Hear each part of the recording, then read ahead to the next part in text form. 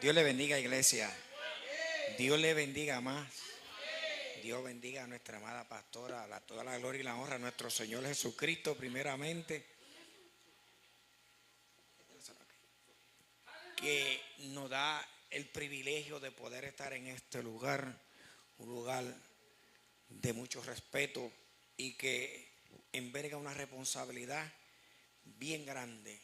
Y solamente aquel que tiene que llevar el mensaje y que sabe cómo es Dios con su cosa de celoso, sabe la responsabilidad que tiene sobre sus hombros. Reciban un saludo en nombre de nuestro Señor Jesucristo y en el mío propio, ¿verdad? A todos los amigos que nos estén viendo, si están conectados, ¿verdad? En las redes sociales, respondemos al nombre de Ramón Iván Rodríguez, siervo del Señor, porque es así. Tenemos un tema hoy bien interesante y yo sé que lo voy a abreviar porque verdad que sí, el tema está bueno, es excelente. El tema que nos ocupa hoy, mire hermano, cuando yo vi el domingo el poder de su gracia, pastora, yo quería desbaratar ese tema y yo lo miraba. Él, el creador de todo lo existente, poder, manifestación de su soberanía, de propietario de todo lo creado, su favor que sale de su corazón. Gracia, un favor no merecido que usted y yo disfrutamos, que aún sin merecérnoslo, alguien dijo, heme aquí, envíame a mí, para que usted y yo podamos ¿qué? Disfrutar eso, el poder de su gracia. Maravilloso Dios. Vamos al Evangelio según San Juan en el capítulo 14, capítulo 1, verso 14, al verso que nos dieron, el tema que nos ocupa. Maravilloso Dios, el verbo encarnado. Un tema bien profundo, vamos a tratar de simplificarlo, ¿verdad? Hay mucho material, pero yo sé que el tiempo posiblemente no nos dé. El verbo encarnado, maravilloso Dios. Evangelio según San Juan, capítulo 1, repito, verso 14. Y alma te alaba y te engrandece, Rey de gloria, aleluya. Poderoso Dios, alabado sea tu nombre, alabado sea tu nombre, alabado sea tu nombre, alabado sea tu nombre. Mire hermano, gócese. Usted y yo todavía tenemos el privilegio de poder venir a la casa del Señor a decirle gracias, gracias por todas las cosas maravillosas que en este día acontecieron. Gracias por todas las bendiciones. Gracias por mantenernos de pie. Gracias por renovar nuestra fuerza. Gracias por darnos la victoria. Gracias, Señor, por hacernos saber que tú estás pendiente de nosotros. Gracias porque tú tienes cuidado de nosotros cada segundo. Gracias porque nos manifiesta tu favor y tu misericordia en todo momento. Gracias porque tu gracia es manifiesta, Señor amado, aunque no la merezcamos.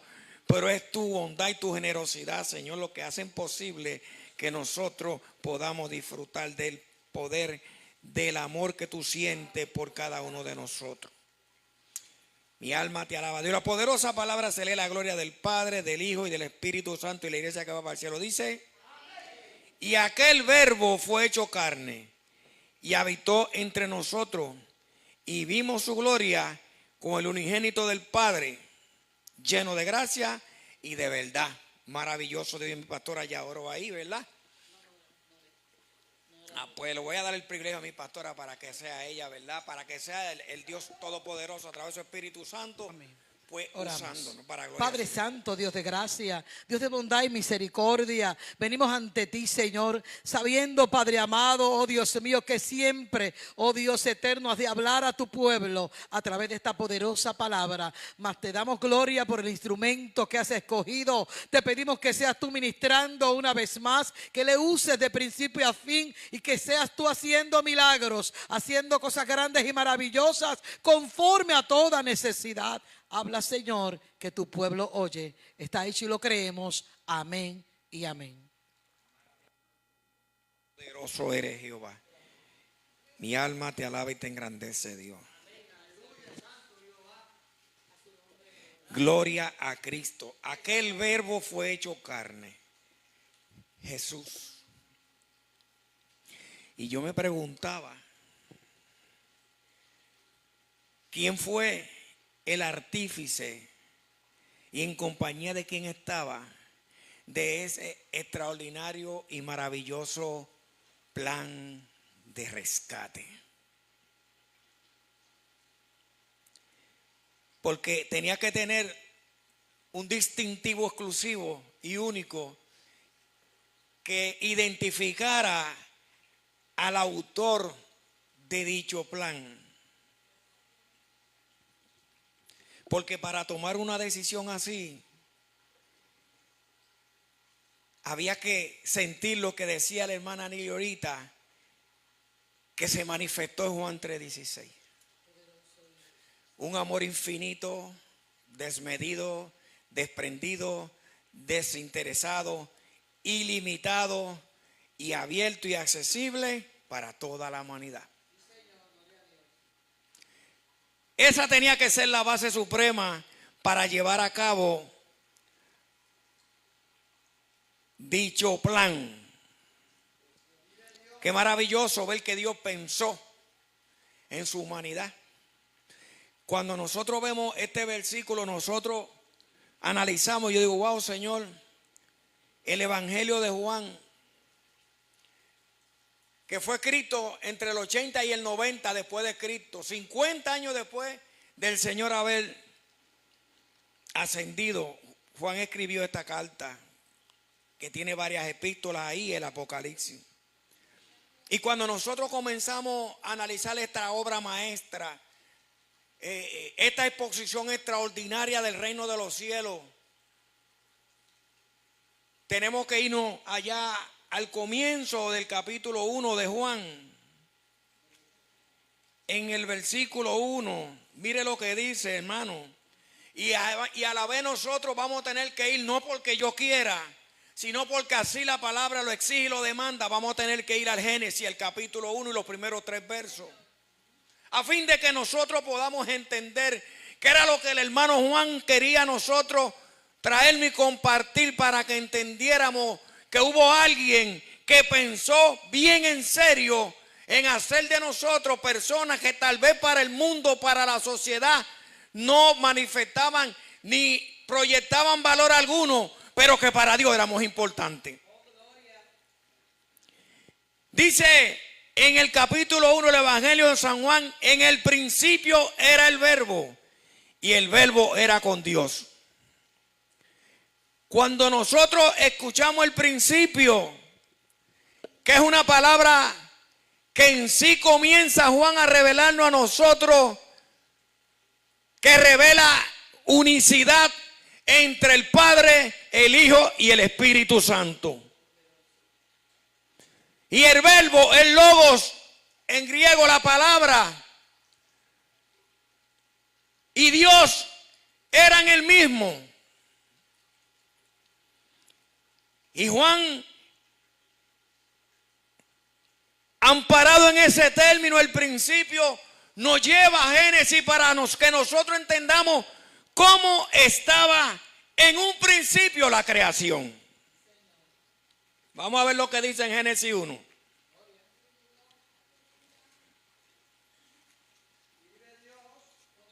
Mi alma te alaba y te engrandece, Rey de Gloria.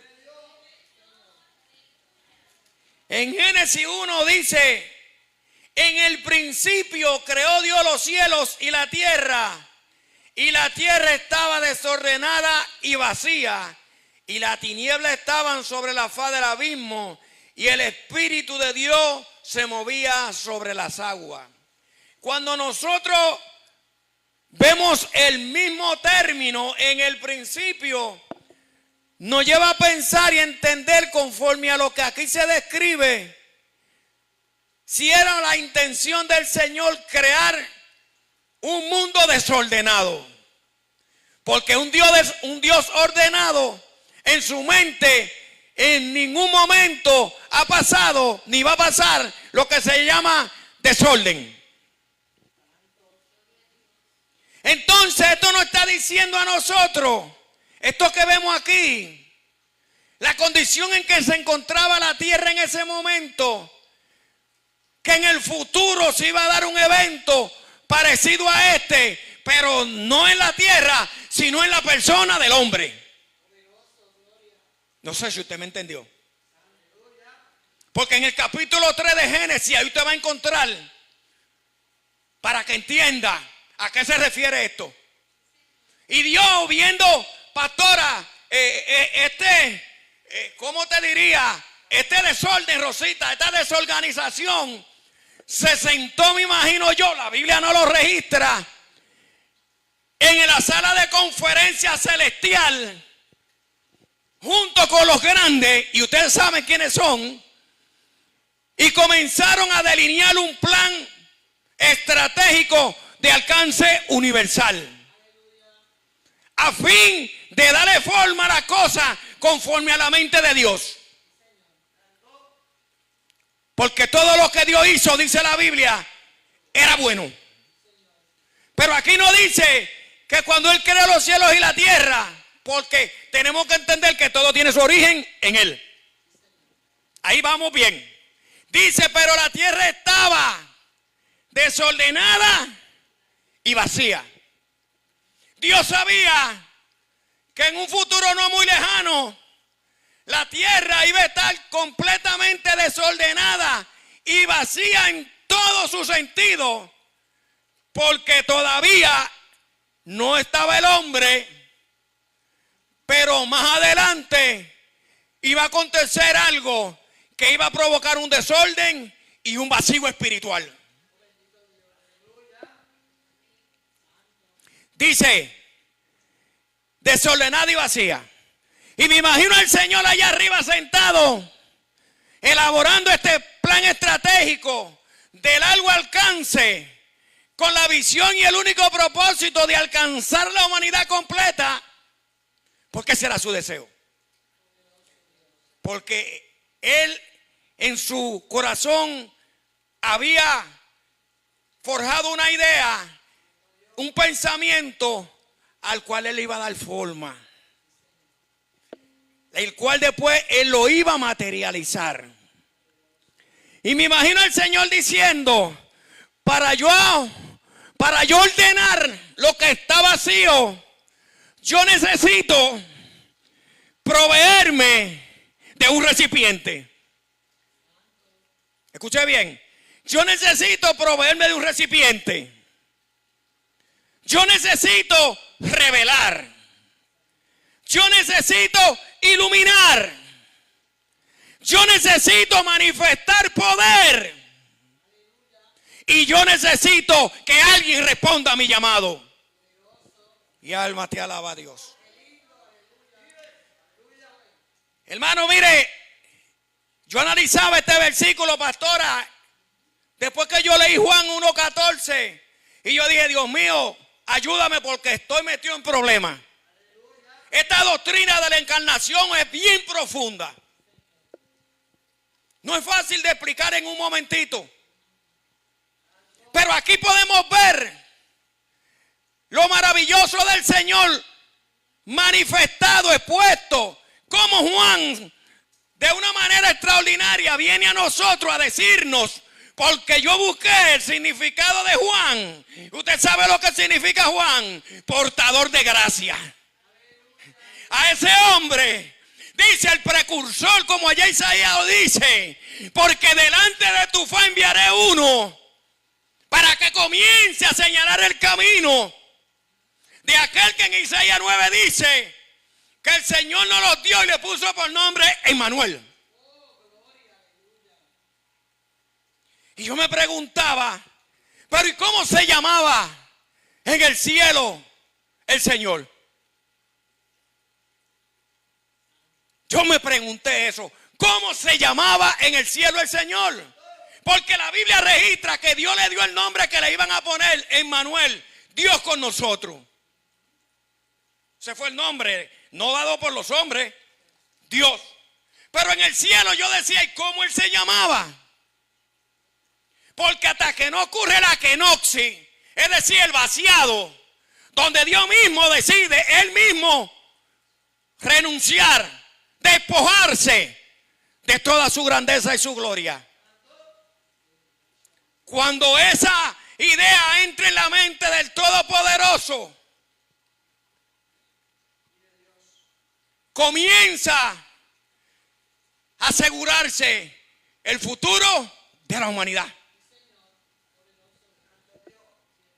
aunque para el hombre parecería que todo estaba perdido, Dios ya había asegurado todo.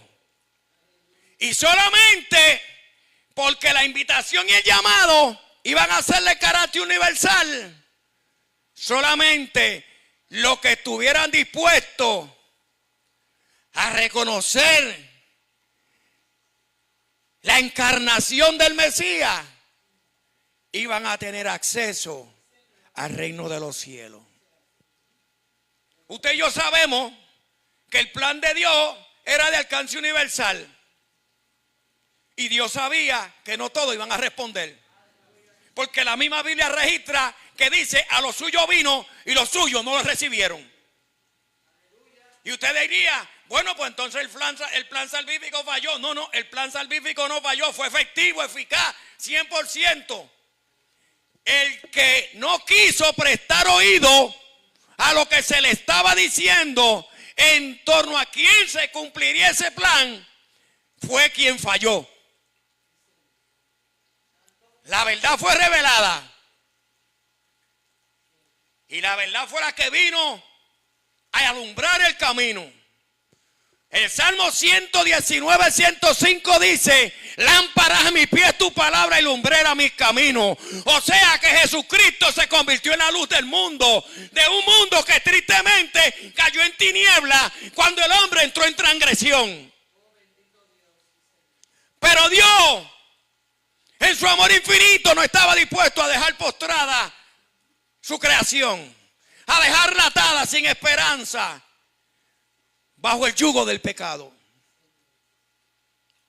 Dios estaba decidido no a devolverle la gloria prístina que el hombre más adelante Génesis dice que perdería y que perdió, sino a devolverle su estado espiritual que lo hacía a él como un instrumento ante Dios aceptable.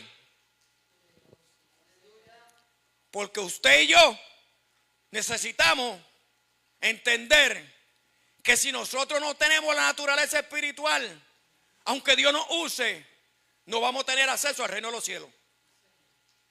Entonces, estamos viendo cómo Dios elaboró un plan, donde ultimó un plan bien elaborado y con unos detalles específicos, porque Dios quería recibir de parte nuestra una respuesta positiva. Pero en el reino de los cielos, yo me imagino el Señor diciendo: pero hay un problema. Los resultados de este plan glorioso tienen que llevar el sello de su autor. Y eso demanda que la gloria, los resultados de ese plan se queden en manos del autor. ¿Por qué? Porque si Dios cometía el error de usar un hombre, el hombre tarde que temprano se iba a vanagloriar. Y Dios necesitaba que los resultados y la gloria que iba a producir ese plan de rescate descansaran sobre los hombros de aquel que estuvo dispuesto a encarnarse. Y alma te alaba a Dios. Entonces, ¿qué sucede?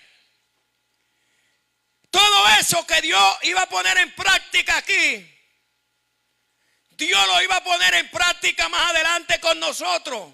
Pero aquí Dios con la palabra dice en el 3: y dijo Dios, sea la luz, y fue la luz. Pero Dios no iba a poder decir con nosotros, sea Iván, y fue Iván. ¿Usted me está entendiendo? ¿Usted sabe por qué? Porque Dios necesitaba que usted y yo primero reconociéramos, entendiéramos que nuestra condición caída demandaba una redención. Y sin esa redención, yo no podía entonces entrar aquí a la luz. Me iba a quedar en tiniebla. Y era yo quien tenía que tomar la decisión Sí, Señor, te necesito. Yo quiero andar en luz. Entonces la luz iba a manifestar en mí. No porque yo dije, sino porque reconocí mi condición de pecador y que necesitaba el perdón del pecado. Mi alma te alaba, Dios. Tan pronto nosotros logramos entender todo eso, el Señor entonces comienza a moverse conforme a su plan. En el capítulo 3, versos 5 al 7, ahí usted encuentra tristemente la caída del hombre. La transgresión a lo que Dios le había dicho que no debían hacer. Ya el hombre transgrede y una vez tristemente se autodestituye de la gloria de Dios.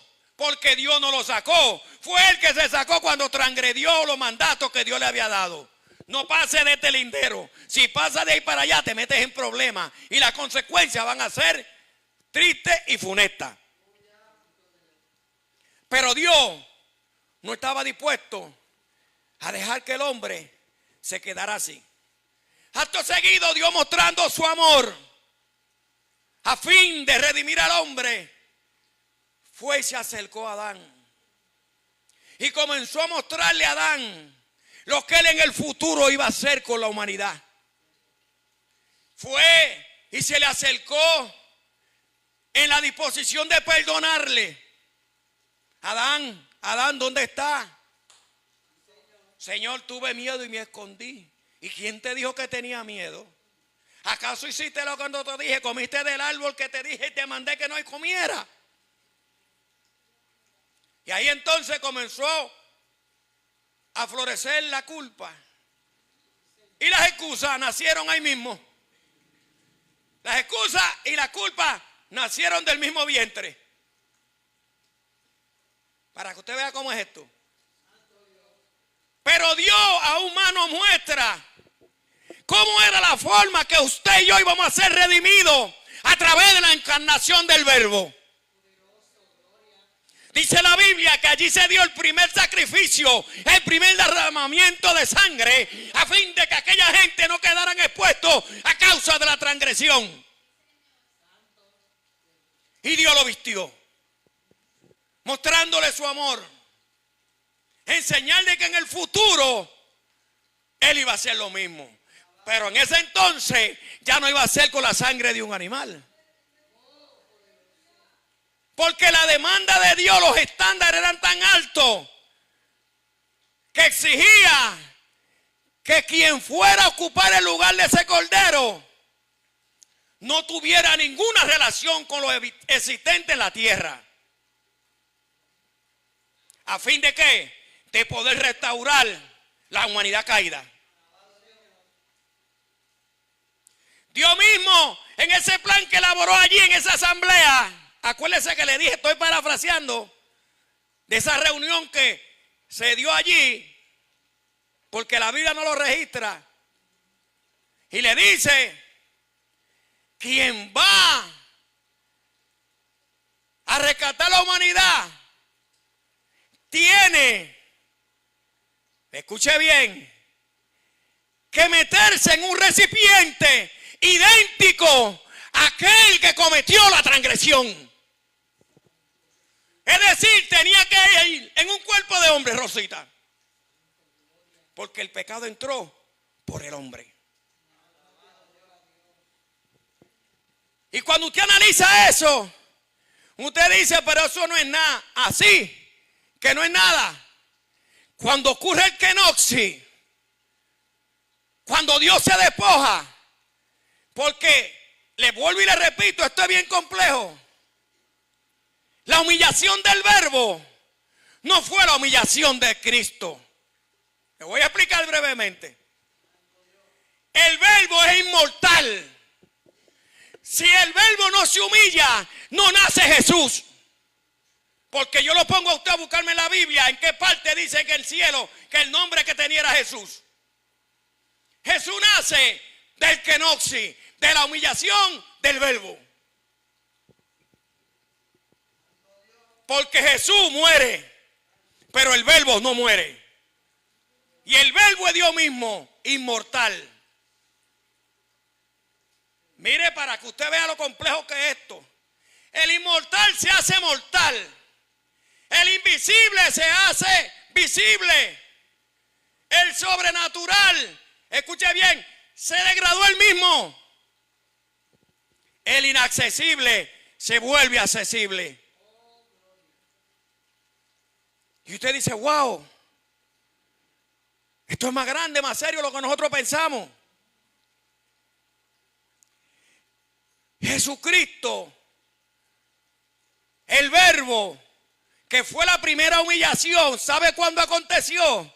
Cuando se le dio la noticia de que tenía que meterse en el recipiente que en ese momento era lo más despreciado por causa de la transgresión. ¿Usted sabe lo que es venir a meterse en un cuerpo de hombre? Por amor a usted y a mí.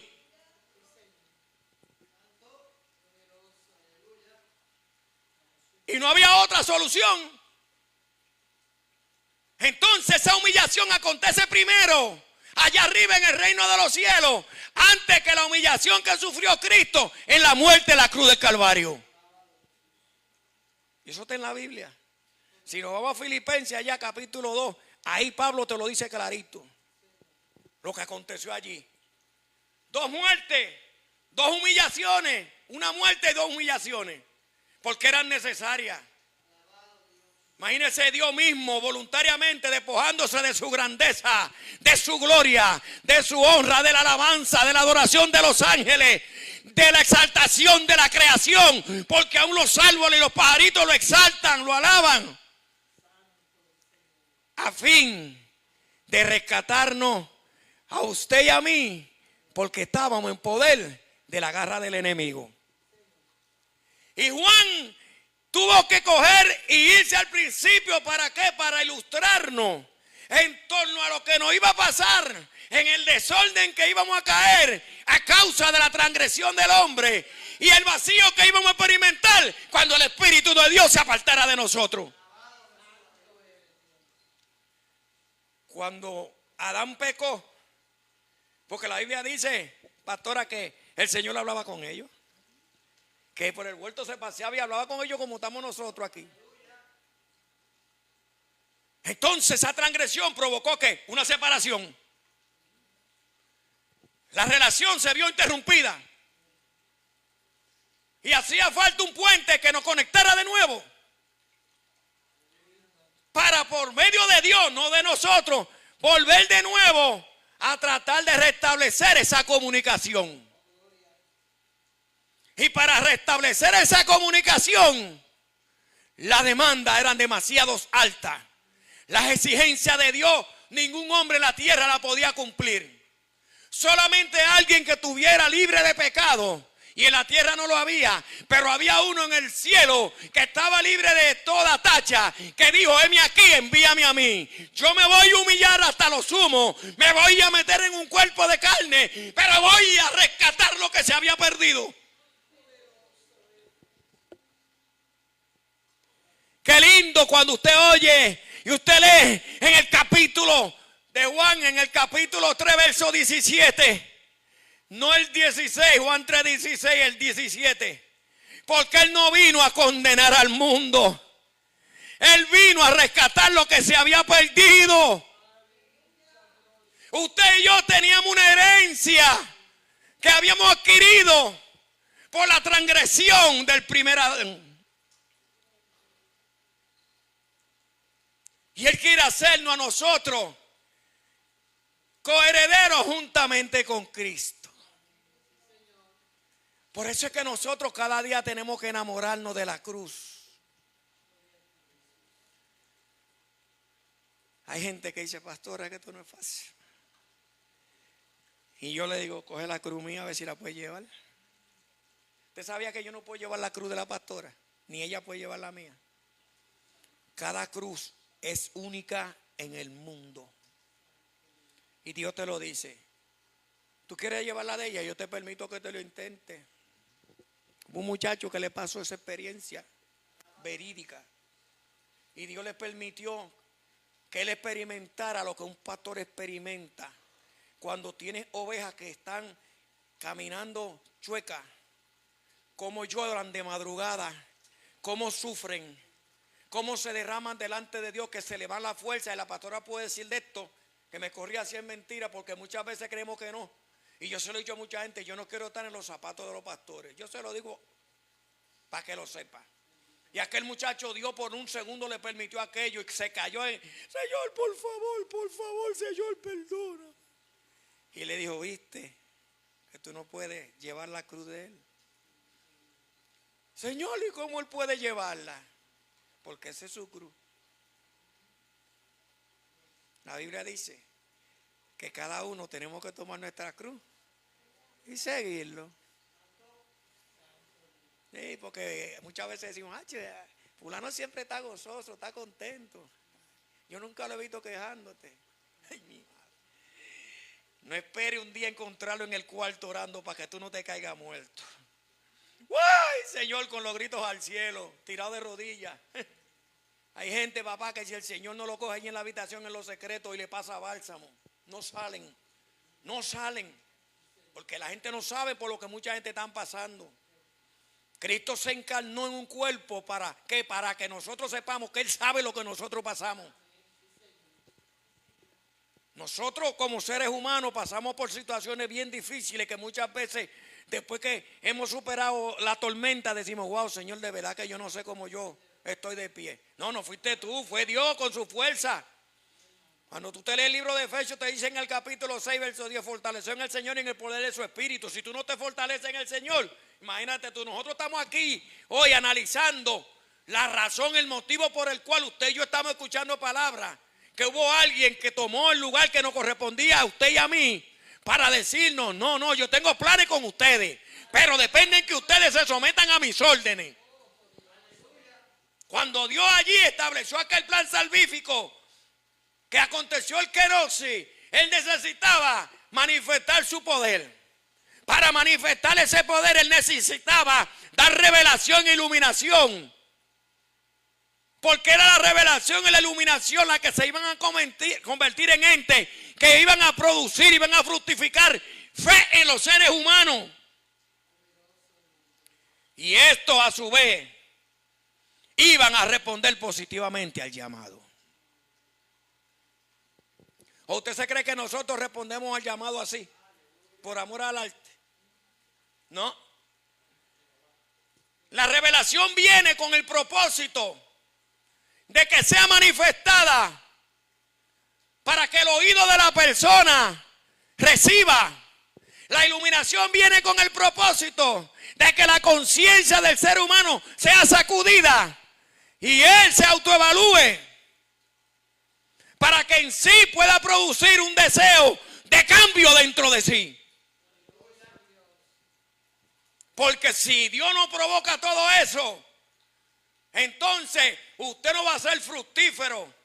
Tan pronto Dios logra a través de la revelación y la iluminación que usted reconozca, entonces Él va a coger en usted y va a comenzar a abonarlo para que a través de lo que usted escuchó se desarrolle conocimiento y ese conocimiento te conduzca a tomar una decisión que a su vez va a producir que en ti crezca la fe y esa fe va a ser posible que te vuelva un recipiente y ese recipiente va a ser posible que el Espíritu venga y tú experimentes el poder de Él.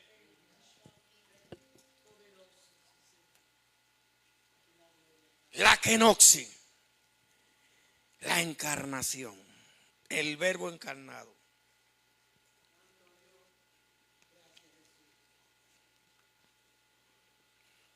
¿Qué es eso? Es el hecho de asumir un cuerpo de carne. Este es el acto en el que Jesús, el Hijo de Dios, asume voluntariamente un cuerpo humano y la naturaleza humana para habitar en medio de su pueblo. Porque usted y yo tenemos que entender, cuando le damos para atrás un poquito al Antiguo Testamento, nos vamos al capítulo 33 del libro de Éxodo, el 34. Usted sabía que la única forma en que Dios trataba con su pueblo era por medio de un tabernáculo donde Él habitaba, donde la nube descendía cuando Moisés entraba a hablar y el pueblo parado al frente de su casa podía contemplar la nube y ellos pegaban a adorar a Dios a causa de la manifestación gloriosa que acontecía en el templo. Estaba exponiendo su gloria. La gloria que más adelante en el capítulo 1, verso 14, Juan dice que ellos experimentaron y que usted y yo estamos experimentando. Y yo les pregunto, ¿usted se arrepiente de que Cristo se encarnara? ¿A quién no le gustó la encarnación? Mire, ¿sabe qué? Yo no tengo con qué pagarle a Dios eso. Fue una decisión dolorosa, pero había algo más grande que ese dolor, llamado amor.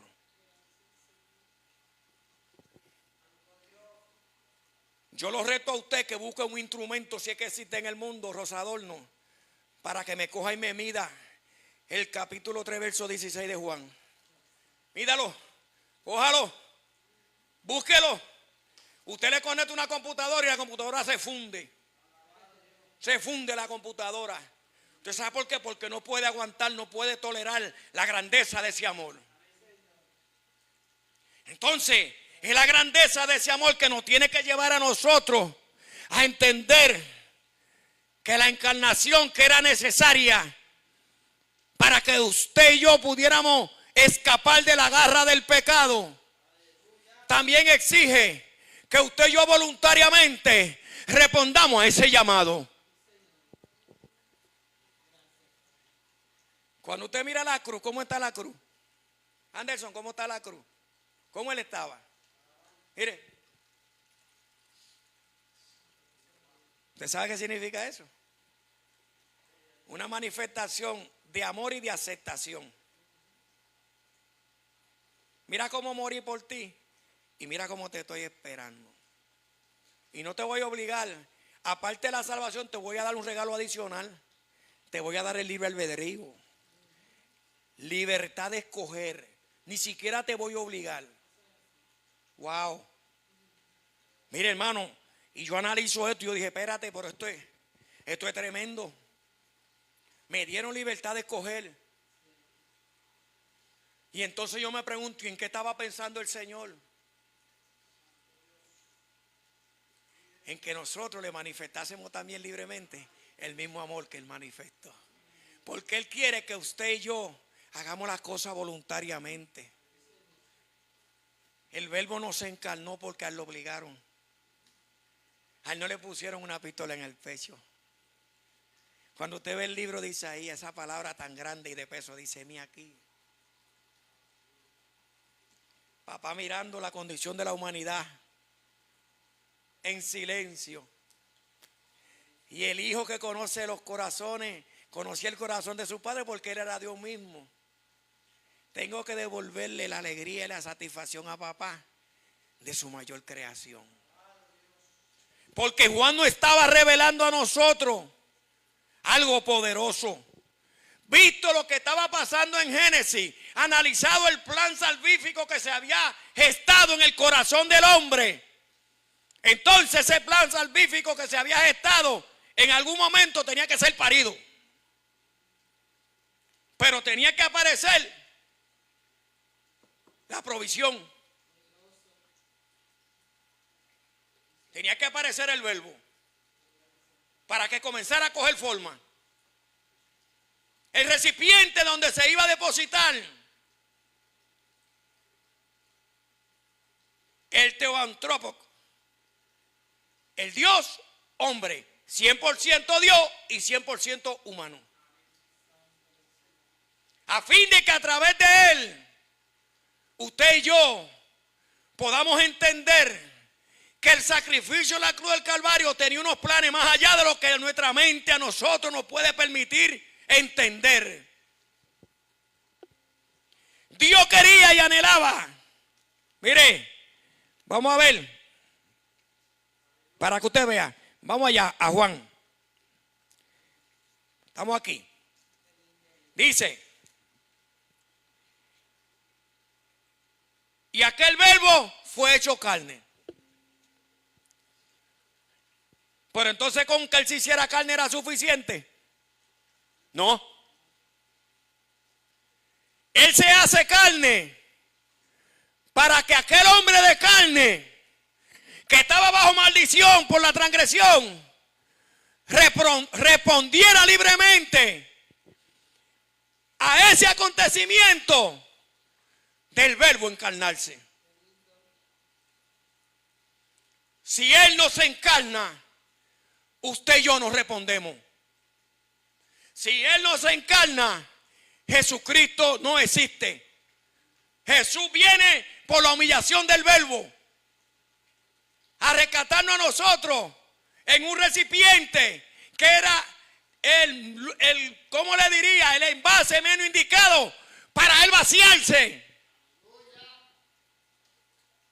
Dejar su gloria para meterse en un cuerpo de hombre que había caído tan bajo a causa de la transgresión. ¿Y qué él hizo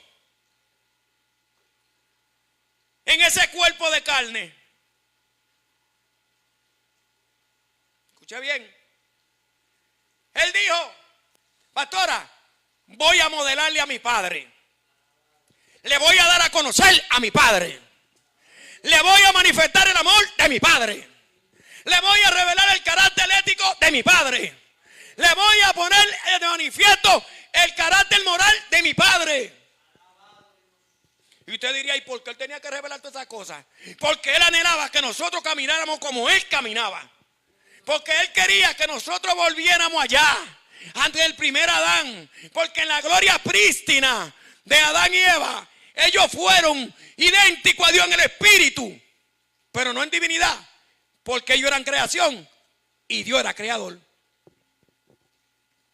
Mire todo lo que Dios había considerado por amor a usted y a mí.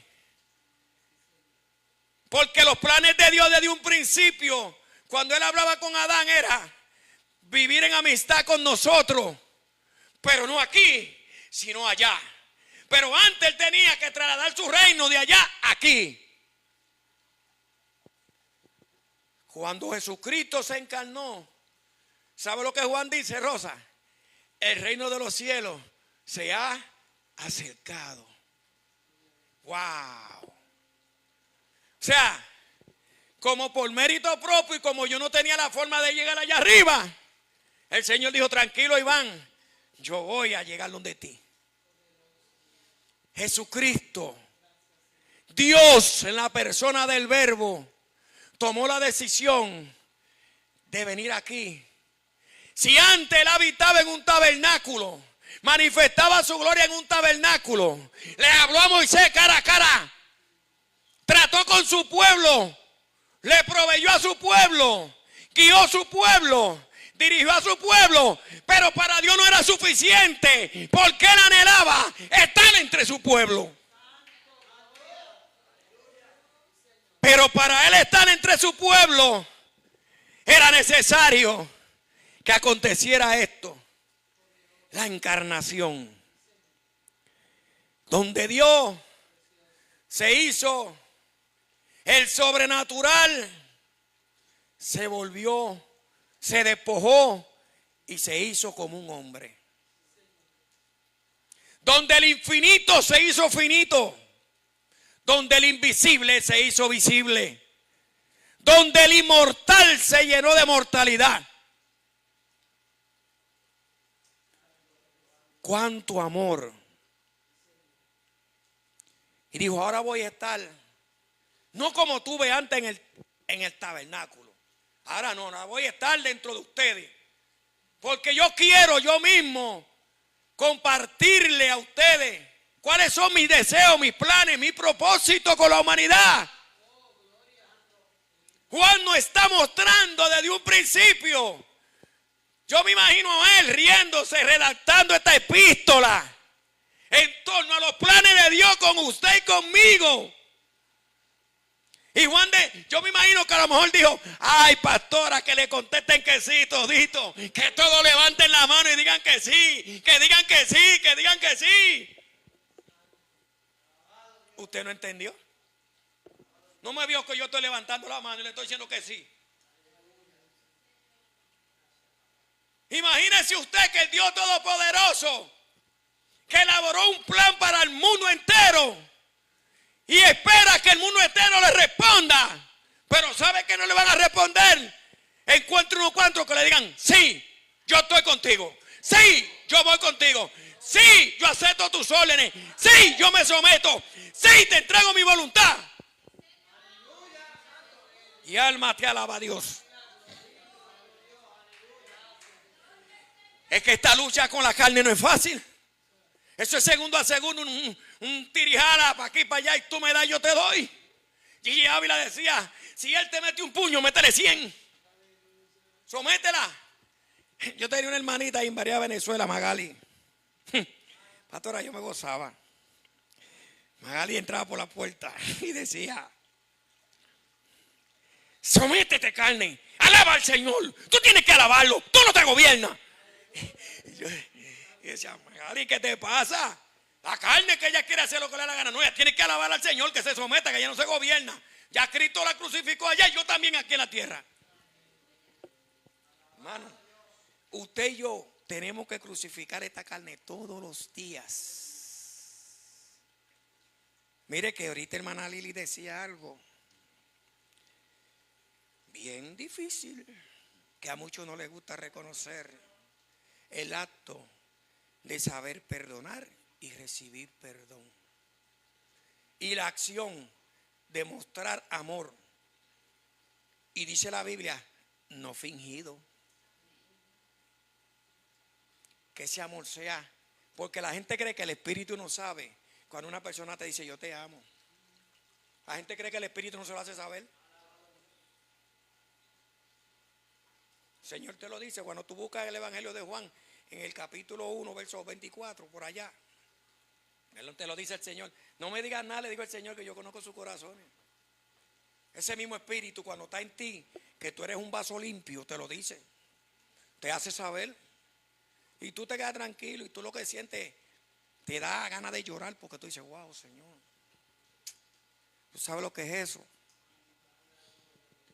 Dice: y vimos su gloria como de la del unigénito del Padre.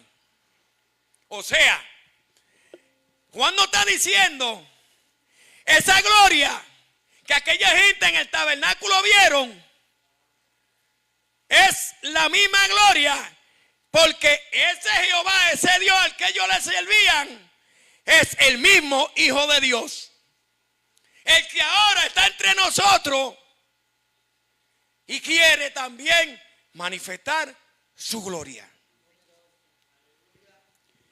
Y aquella gente tuvieron, Juan, el discípulo amado que escribe esta epístola, junto con los apóstoles, pueden decir que tuvieron el privilegio de ver la gloria de Dios. Tuvieron el privilegio de ver la manifestación de todas las cualidades y características que lo adornaban como hijo de Dios. Porque escuche bien, Jesucristo, 100% hombre y 100% Dios, en su ministerio nunca usó los atributos divinos para sí. Porque si él cometía ese error, el plan salvífico quedaba completamente nulo. Ahora sí, el Espíritu Santo sí lo usó en todo lo que hizo. Porque él tenía que demostrar que era 100% Dios y 100% hombre. Mire qué maravilloso es Dios. Dice: lleno de gracia y de verdad. ¿Quién de nosotros no ha experimentado su gracia? ¿Qué Dios nos ha hecho? Un favor no merecido. Pero ¿cómo usted y yo, esa gracia? Porque la Biblia dice, pastora, da por gracia lo que por gracia recibiste. Pero entonces yo digo, ¿cómo yo puedo manifestar esa gracia? ¿Cómo yo puedo, esa verdad que yo conozco, exhibirla a tal punto que el que la vea diga, yo quiero de eso. La Biblia dice que Jesucristo vino y lo primero que mostró fue carácter. No la definición que mucha gente entiende, que es carácter. Que esa es una actitud, un comportamiento de determinación y bien agresivo. Aquí está hablando de lo que es identificarse con lo que es bueno, con lo que es recto y con lo que es íntegro. Él anduvo así. Él se identificó con la persona del Padre todo el tiempo, a fin de que usted y yo fuéramos imitador de Él. ¿Para qué? Para que aquella humanidad que se pierde anhelaran tener lo que usted y yo tenemos. Pero para que eso pudiera pasar, usted y yo teníamos que permitir que lo que pasó en Génesis acontezca con nosotros. ¿Y qué pasó en Génesis? En el capítulo 1. Dice que Dios comenzó a ordenar. ¿Y qué dijo? Hágase la luz. Si usted y yo no le permitimos a Dios que nos ordene, no vamos a poder proyectar la imagen de Cristo. Entonces, la encarnación de Cristo en usted y en mí va a ser inefectiva, va a ser infructífera, porque Dios quiere que usted y yo llevemos fruto. Pero para usted y yo dar fruto, tenemos que permitirle a Dios que sobre nosotros ponga sus órdenes. Sus órdenes van a provocar que nosotros reconozcamos. Una vez que nosotros reconozcamos, nos vamos a someter al Espíritu.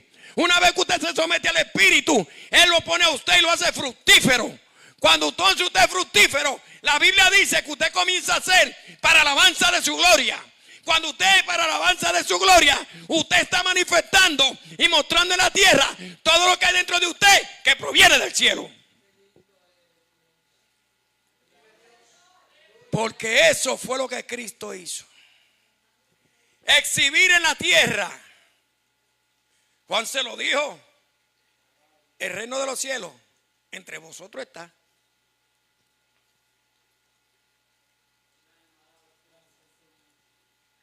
En esta noche tenemos que autoanalizarnos. La encarnación de Cristo en nuestra vida.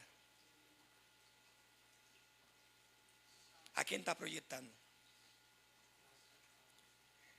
¿Está el poder manifiesto? ¿Estamos sometidos bajo las órdenes de Él? ¿Hemos entregado nuestra voluntad a Él? ¿Hemos reconocido que lo necesitamos a Él? ¿Estamos exhibiendo lo que Él derramó dentro de nosotros? Porque Él dice que mora en nosotros, con nosotros y en, que significa dentro. Le estoy hablando del Espíritu Santo. ¿Qué está reflejando la encarnación de Cristo en nosotros allá afuera? Sigue reflejando la misma criatura, pues no hubo nuevo nacimiento. Ahora, si hubo nuevo nacimiento, entonces la decisión que se tomó allá arriba en la corte celestial fue efectiva. Que usted y yo nos propongamos, escuche bien, no solo escuchar del Verbo encarnado, no solo de escuchar del Cristo crucificado, no solo escuchar de la palabra hecha carne, el logo, sino que nuestra vida refleje que el que se hizo carne está en nosotros y con nosotros. Los planes de Dios manifestados desde Génesis, Juan no lo agarró y no lo puso así, claritito. Esto es lo que Dios quiere con nosotros. Él necesita esto de nosotros. Él tiene que hacer esto con nosotros porque Él quiere ver esto en nosotros. Y nosotros, ¿a quién queremos ver en nosotros? Porque se supone que si nosotros le rendimos nuestra vida a Cristo, es porque yo quiero que Cristo se refleje. Pablo dijo, ya no vivo yo, mas vive Cristo en mí. Para yo vivir en Cristo, yo tengo que permitir que Cristo viva dentro de mí. Y el Verbo encarnado solamente se le hará posible vivir en mí, en la persona del Espíritu Santo. Y el Espíritu Santo solamente va a morar en mí cuando yo esté sometido a las órdenes de Dios. Porque son esas las órdenes de Dios las que van a hacer la diferencia. Las órdenes de Dios me van a conducir a mí a entregar la voluntad. La voluntad me va a conducir a mí a conocer la obediencia. Y la obediencia me va a llevar a mí a recibir bendiciones. Y eso fue lo que el Señor hizo. Se encarnó para que usted y yo y la humanidad reciba bendiciones. Los planes de Dios siempre fueron buenos. Pero usted y yo muchas veces lo alteramos. Porque nadie le daña los planes a Dios. A Dios nadie le daña los planes.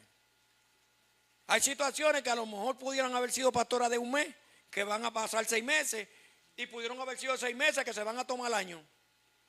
Ahí está la Biblia. La Biblia tiene una historia ahí de cuando salieron de Egipto. 11 días, 40 años. Y lo grande es que después que salen, que están experimentando lo que estamos hablando, gloria, poder, manifestación, gracia, amor, cuidado, dirección, guianza. ¿Sabe lo que el corazoncito de ellos sacó para afuera? Ingratitud, rechazo, queja, desprecio. Y así tristemente hay mucha gente que a la encarnación le están diciendo que no. Pero qué bueno que usted y yo le dijimos que sí. Qué bueno que el Señor a través de la revelación y iluminación nos ayudó a entender que usted y yo necesitábamos el perdón de Él. Así que, hermano, en esta semana que mucha gente, como le dijo una persona, pastora, quizá a lo mejor se molestó, pero le dije las cosas como son. Porque le dije, ¿dónde estoy trabajando? Digo, doña Wilma, qué pena que hay que esperar la Semana Santa para acordarse de Dios.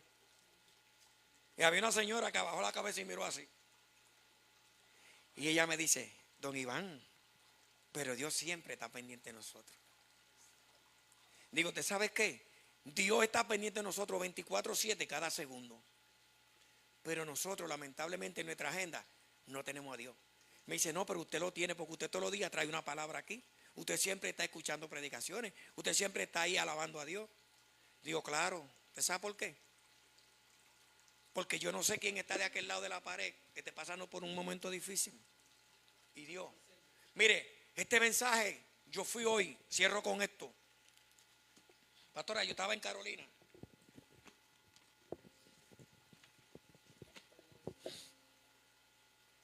Hermano, mire, yo me quedé bruto. Y el Señor, así, mire, yo estaba en la caja y el Señor me lo trajo así. La encarnación. Y yo miré, ¿entiendes?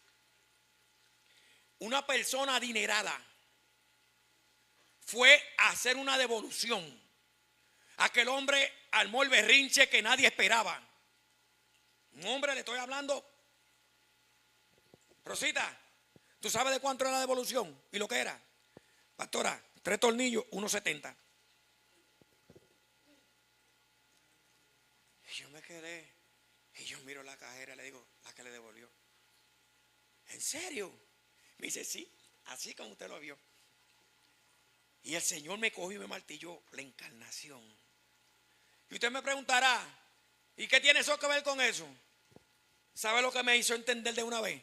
Por eso que tan así fue que yo me encarné. Porque eso necesitan salir de la condición en que se encuentran. Mira cómo el enemigo lo tiene atado con el dinero. Y yo dije, Dios mío. Así que, hermano, honremos ese acto inigualable. ¿Usted sabe qué? Usted y yo tenemos con el Señor una deuda impagable.